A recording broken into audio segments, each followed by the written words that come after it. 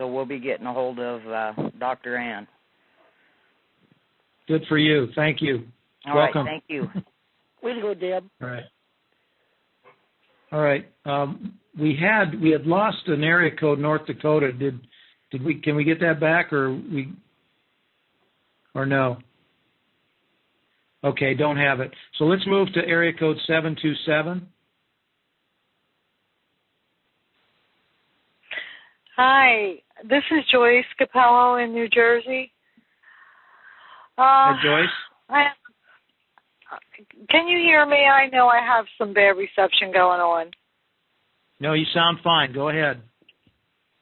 I'm curious as to, I don't even know whether it can be discussed, but the docketing in the World Court, and also wouldn't we as a republic not be members of the UN?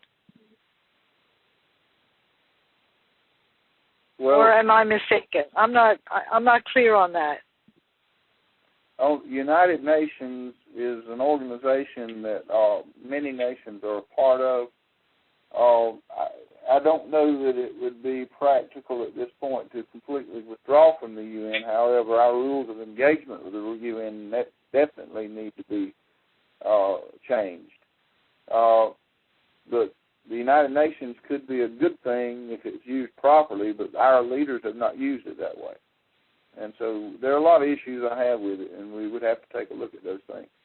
And that's Congress is going to have to take a look at how we interact with the United Nations and decide which way that they think we need to go, and that's how we will go. Okay, thank you. And one more thing, I just in New Jersey, I'd like to have some contact information of the rest of the people that have signed on for New Jersey. To my knowledge, right now we don't have an ambassador, which I'd like to see happen. And in my prayers with you guys for this weekend, and my heartfelt thanks for everything you've done. You've taught me so much, and I appreciate you. And just if anybody could get me, some points of contact. I have an email list, but I don't have a complete one for New Jersey, and I'd like to have that. Now, Joyce, would you mind sending me whatever you do have at j.fitzgerald@republicoftheunitedstates.org, and I will see what I can do. I'll talk to our regional ambassador up in your area and see what he is maybe aware of in New Jersey, okay? Okay, great. Thank you. Thank you so much, Joyce. Thank you, Joyce. Our next caller is area code 651. Oh, hi, that's me. I'm Anisha Dunn from Minnesota Republic, and I have been appointed General Counsel, Acting General Counsel, and frankly, I'm a little nervous about that because I'm certainly not a lawyer, but I'm willing to learn as I go. I've learned a lot so far, and I'm very passionate about our de jure Constitution and our Declaration of Independence, and I've been this whole Republic thing that's come together has just answered my prayers. So I'm part of it, and I'm very, very proud to be associated with you, President Turner, and all the wonderful gentlemen there that got this started over a year and a half ago, and all the people that are involved here locally in Minnesota. Now, my question is, because I have lack of experience in this realm, in General Counsel, could you please give me some advice, President Turner? What should I be studying? You have a bigger picture. We know that pretty soon our federal district courts will be set up. We have our grand juries in place. We've got all our officers so far have come forward except for our federal district justice. We don't have that individual just yet. But, given that once we do, we're going to get things going here, and I would like to take this opportunity to start studying. And what would you advise me to start doing? The first thing that I would look at is my state constitution. That will give you some insight into how the state is run. Another thing, you can read the Corpus Juris Secundum. It shows you how at least the corporate structure is set up, and we can draft one. Could you that one again? I'm sorry, Tim. Could you just the Juris? What? Corpus Juris Secundum. It's basically their Bible for all the court systems and the way they operate. Court system. And that's in the de facto, and that's the de facto. Yeah. Well, it is, but it is still used. They use a lot of laws that are tied to common law as well, which we could possibly draft and use a lot of those elements of that as well. We'll have to rewrite our own and take out the bad stuff. Like the law today is kind of like eating chicken. You got to eat the meat and spit out the bone because it's been so perverted. But that's right. But it still has a lot of good in it, and that's what we're going to have to do. It's going to be a long process of doing. Okay, so we're not going to throw the baby out with the bathwater. We will clean it up, though. Yes, we'll have to, and we're going to go back to common law, operating in that, and that's what the basic laws that protect the freedom of the people. That's what it is, and that's what we're going to do. But you need to study the founding documents of our nation. Go read the U.S. statutes at large. You can get them on the internet. You'll be amazed at what you read. The U.S. statutes. Can you just back that up? Large. It's called the statutes at large, and they at large, L-A-R-G-E.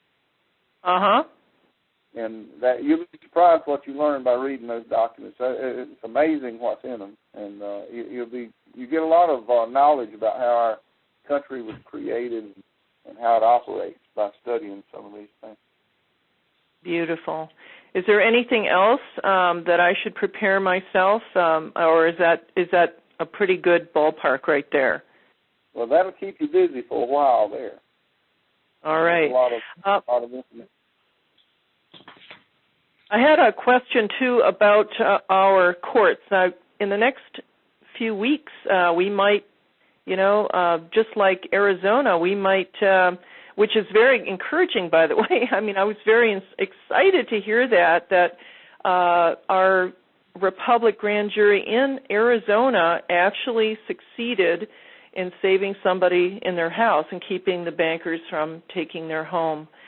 Through the proper command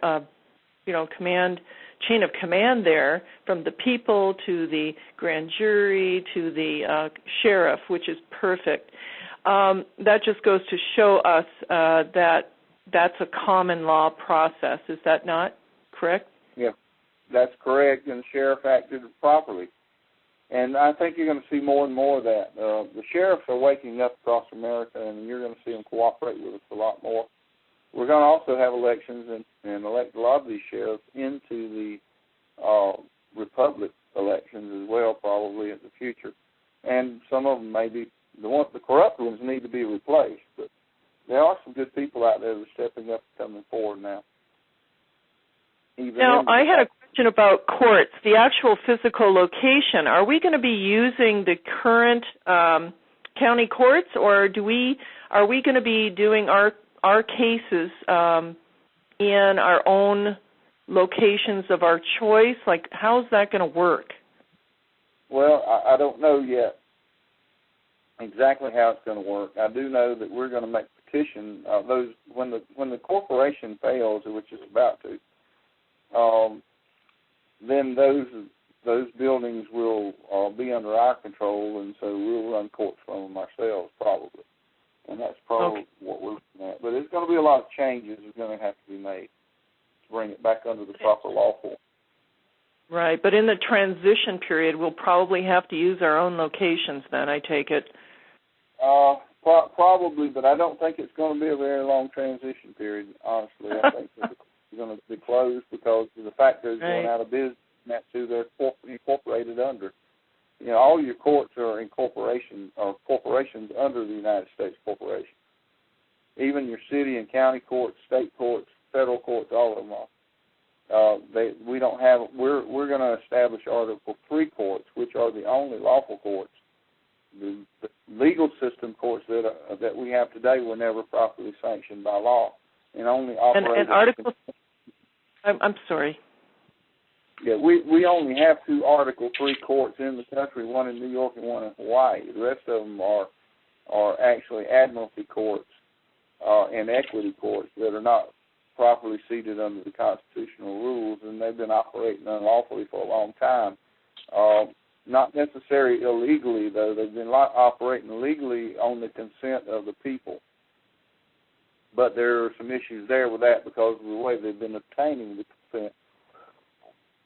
It's been deceptive for a long time, and now we're going to change it. So the federal district courts in each state republic are actually going to be under Article 3 common law courts. Is that correct? Yes, that's correct. Okay, good. And a final question here. I'm sorry for taking up so much time, but I've been dying to talk to you about these things. They've been bubbling up for me. A lot of issues that are, of course, there's foreclosures, mortgages under MERS, children being kidnapped by CPS and IRS issues. These are the kind of things that I think are the top ones that come to my mind, I think, as general counsel, and I know that they're the most pressing ones. For as far as mortgages under the MERS system that we've discovered, and it's all over there now, the cat's out of the bag, that a lot of mortgages have not been recorded properly. That means that the liens are not the technicalities of these banks didn't do their recording properly. They just went ahead and sold and resold these mortgages, ending up in derivatives trading on Wall Street somewhere. And they didn't follow the protocols. Now, there's probably going to be a whole lot of people coming forward that have discovered, probably going to go look up their mortgages and discover that they haven't been properly recorded. They're going to want some justice there. What do you envision happening to all these mortgages for the most part? And as we understand, a lot of these contracts have not been, are not, actually not lawful because even under contract law or commercial maritime law, or is that equity law? I'm not sure how that, I'm not really certain about this yet, but they haven't really made contracts that fulfilled those elements of a contract is what I'm trying to say, and therefore they're null and void for the most part. Is that correct? That is correct, yes. So what are we going to do? I mean, when we have, like, we're literally going to have millions of, current homeowners with these mortgages come forward, and I'm envisioning that all these darn things are just going to be forgiven. And, you know, that's, what is your opinion on that? I believe you're going to see a jubilee on mortgages. Jubilee. I think they're going to be paid. I think they're going to be satisfied, and I think you're going to be given your home. I don't think that the banks can enforce it. It's an unlawful action. If they try to enforce it against our people, our legal team for the Republic is going to hammer them in the dirt. Simple as that, because they have no lawful authority or jurisdiction over our people at all. They're trying to enforce unlawful contracts, and they don't even want to go there with us because I have no sympathy for them whatsoever. They're a bunch of thieves, and we're going to deal with them as such. Correct, and that's exactly how I feel, Tim. I'm very, very passionate about getting the justice that Americans deserve and have deserved for many, many, many years. There's going to be issues of children people wanting their children back and trying to locate them, and IRS issues, especially taxation on income, which is so egregiously against our principles of our republic and our property. Those have to be reversed, and they literally end that Fed as soon as possible. Yeah, we need to deal with those issues. That's the reason that and trying to get the district court level done, because those are the issues that they have the jurisdiction to deal with. That's the reason we made that change. I thought that the people had understood that all along, but I guess that they didn't.